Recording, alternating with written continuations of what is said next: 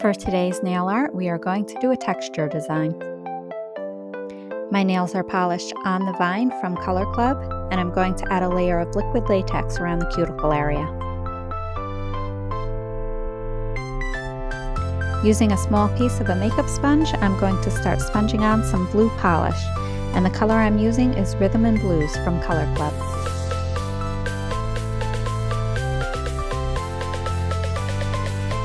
This time, using a purple polish, I'm going to start sponging around my blue areas, and I'm using Make a Change from Nicole.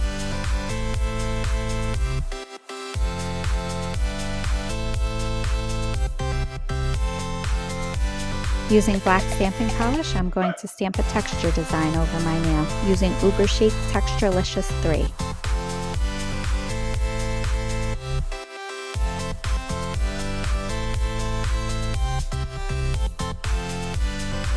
Now I'll seal everything in with a matte top coat from Simple Colors.